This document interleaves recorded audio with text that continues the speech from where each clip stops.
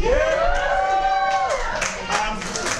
have to excuse me. I get really nervous, like really easily, and this is like my first time doing this. 90% of you don't even know me. 10% of you think I'm fucking weird. Anyway. Movies! Hey. So like, my nervousness like really gets to me, especially when I'm like trying to go to the bathroom. So like, I just can't go, especially when people are in there, like all up in my business. So like, I know like, there was this one story when I was like 6 or 8 years old. We were on like a road trip and we went to a gas station, and I just like really had to go. And it wasn't like the easy go, it was like the hardcore number 2, like solid go. So like, I just like, my mom's like, go, like go, like deploy, go. And it's like, I run into the bathroom. Well, there's like, it's a 2-stall gas station bathroom. So one, it's like really disgusting.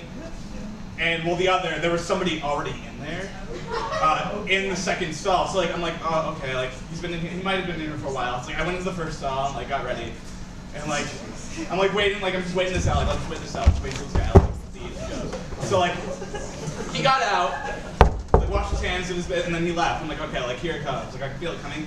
As soon as like I'm ready to like go, someone else comes into the bathroom. And he comes into the stall, the second stall, and I'm just like, oh no. Like I really have to go, but I can't go. So like, that happens, he goes out, and he leaves. I'm like, okay, here it comes. Like I've been waiting for this. And then a third person comes into the bathroom, and I'm just like, at the age of 6, are you fucking kidding me right now? Like I've like been waiting my turn for the past 10 minutes to go to the bathroom. So eventually I just like, after that, like I just gave up and I left. And as I leave the bathroom, there's like this cluster of people just like in front of the bathroom. I like don't know what's going on. So I like navigate my way through, and I make it to my parents. I'm like, I just really can't go. Like I don't know. There's people in there, and I like feel violated and everything. So my mom's like, okay, well, why don't you try again, and if you go, we'll get you your new Thomas the Tank Engine toy. I'm like, oh shit, I'm sold. So I go back, but as I try to go back to the bathroom, there's like now a line of people outside the bathroom, and I can't get it out of the men's bathroom. I can't get in. I slowly come to the realization I am at the back of my own bathroom traffic. I was in the bathroom for so long that a line started outside of the bathroom because there's only one usable stall. So I don't know what to do. So my mom was like, okay, you know what? There's no one in the women's bathroom, so let's put you in the women's bathroom. And I'm like, oh, okay, all right, I can handle this. I'm 6, and still I'm pretty young, like not major differences there. So I go into the women's bathroom and I sit down. But as I like getting ready to go, someone else comes in. I'm like, okay, like a woman, okay, it's like she'll hopefully be quick. And she sits down. She gets up and she leaves. So I'm like, okay, here I come. And then someone else comes into the woman's bathroom. I'm like, no, please, no. And this person sits down, and they have the most hairy, voluptuous legs for a woman that I've ever seen. Of course, the first word a 6-year-old boy thinks of when he thinks of another man's calves is voluptuous. But that person gets up and leaves, and then another person comes in and keeps switching. So like, I just can't go. So I get up and leave. I come to find out that the line was so long for the men's room, the men started using the women's bathroom. So I am left straight in the gas station, really, really having to go. And it was a sad day for Tim. So like, that's pretty weird. But like, I've been finding like some other weird stuff, so I was like searching the internet like most people do these days. And I came across this thing called PSAS. I don't know if you guys ever heard of that, but it's an acronym for Permanent Sexual Arousal Syndrome. And when I thought of that, I was like, shit, that's a thing. Like, holy crap, if I had that, like, I'd have the sexual prowess of a Bengali tigress. Just me. Rhetorical question, by the way. The answer is all of them. But then, like, I started thinking about it, I'm like, wait. Like, would I really want to, like, be stuck my whole life with this? Like, just think about, like, all the situations you could be in, and, like, this curse just, like, happens upon you. Like, you're just like, oh, my phone's vibrating right now. I'm just gonna get up to that. Or, like, you're giving a business presentation, and you're just like, as you can see by these factors over here.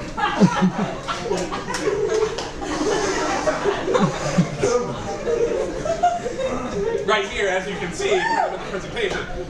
So just like really unfortunate situations that you have. So that's not a curse I want to have at all. So let's. Oh, okay. So back to the weird shit. I have come to the realization that I've had a deprived childhood. Whenever my siblings or I like did something good, we would get a piece of candy from my parents, which I guess like you guys are like, oh, that's like a good thing, like that's positive reinforcement. But I don't think you can really consider black licorice candy. So like, I grew up believing black licorice was like the only candy in existence, and this is like the sweetest thing ever. Like, oh yeah, dinner. Oh yeah, I did my homework. Oh sweet, you get a piece of black licorice. Yes! Like that's the most exciting thing of my day, black licorice. So yeah, every time we did good, we got a piece of black licorice. And, you know, it's for you to try it. Most of you probably think it's really disgusting. So imagine my surprise when I discovered actual candy. So like my parents made the mistake of letting me go to a sleepover once, and there was like a shit ton of candy there. And my friend's like, hey, do you want to have a Reese's? I'm like, what's a Reese's? And he's like, oh, it's like this like wonderful mix of chocolate and peanut butter, but it's not as good as a Twix, because Twix is like crunchy and caramel and chocolate all at the same time. I'm just standing there like, what the fuck is chocolate? And so he like explained chocolate to me, and I tried it, and I was like, where have you been all my life? Like, so I go home to my parents, and I'm like, did you guys know this existed? There's something out there that is sweeter than black licorice. Oh my gosh! And my dad's just like, oh shit, like, nah, I told you, Missy, the second he tastes a rainbow, he becomes a rainbow. And my mom's like, oh no, chocolate, I knew this was bad. A chocolate neighborhood, oh, we gotta get out of here.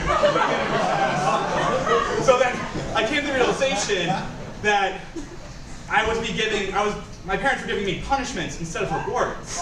Like black licorice for candy, and then like every time I got an A in a test, my dad's like, you're one step closer to becoming a man.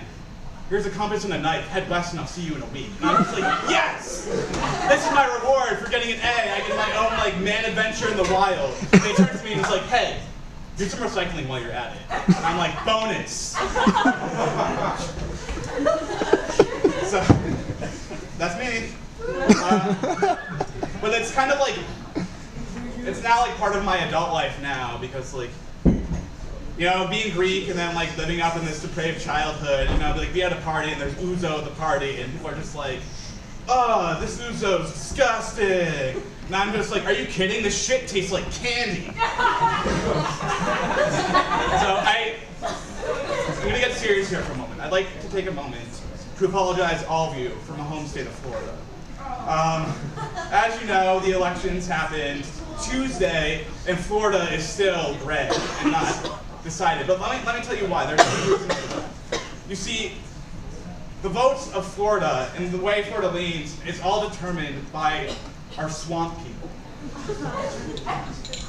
And I'll tell you that every election, it is a very tight race. And you probably don't think that like swamp people, like no, like, I know that, and they're not like that. I'm like, but hey, wait, I lived there for a while. I know swamp people. Swamp people judge on your actions, not on who you are. They don't judge you by the color of your skin. They judge you by the quality of your gator bites.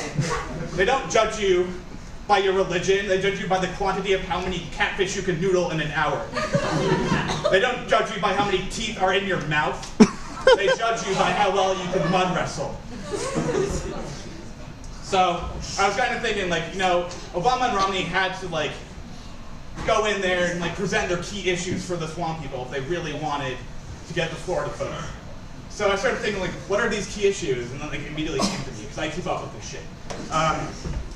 So we have Obama, who is arguing for a change in swamp economy to noodling as the major form of export. And then we have Romney, who wants to stay with gator wrestling. So we have Obama on one side. I believe that noodling will provide more jobs, be safer, and stimulate the economy. And he's getting like these blank stares, like, stimulate the economy, like, what the fuck does that mean? And he's like, I will pump money into the local economy. And they're still like in his like stares. He's like, it will put more shit and your current chick. Oh, okay. Oh, I get it now. Yeah, I got it. And then you have Ronnie on the other side who's like, but I believe that gator wrestling has been the main export of Florida for a while, and you shouldn't change things that aren't broken. And then Obama's just like, wait, hey, what my opponent hasn't told you is that Romney owns all the alligators in Florida. So Romney basically just monopolizes all the gators in Florida. If you want a gator wrestle, you gotta go to him. That's not cool. So, plus, gator wrestling's pretty dangerous. Serious in memory of Trapper Court and Mannheim Jr. All right.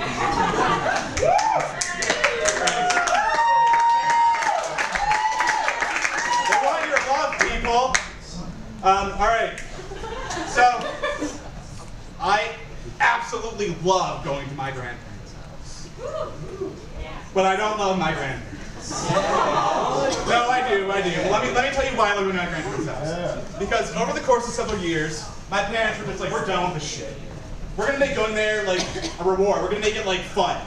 So my parents developed this drinking game every time we go over to my grandparents' house. So, and now they have us involved. Let me tell you, I'm 18. This started like 4 years ago. So, my grandmother's a martyr. She's Greek and Portuguese. My grandfather's Greek. So they have like the whole European thing going on. But my grandmother cries a lot. She also shouts a lot. So the game is, every time my grandmother shouts, you take a shot. And every time she cries, you chug whatever you have in your hand. And let me tell you, that happens a lot more than you would think.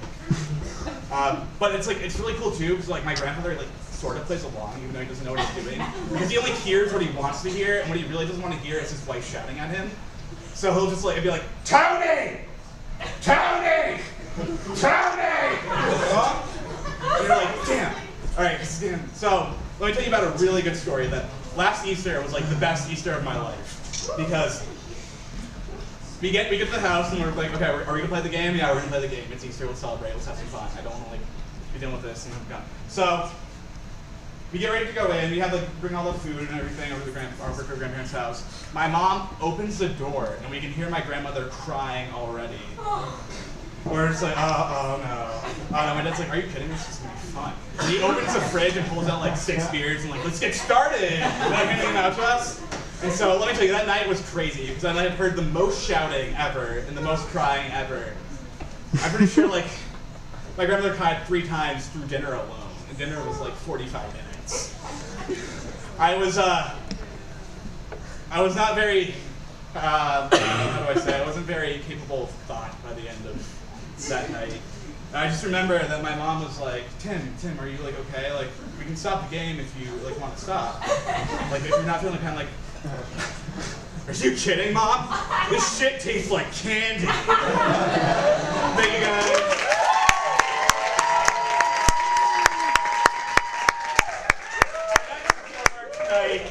All the way from Norway, and my personal nose excavator, Ben Straubstrup, because I can't pronounce your name. Right? Doing great. Doing good. Doing great. Thank you. Good guy. No, it's me.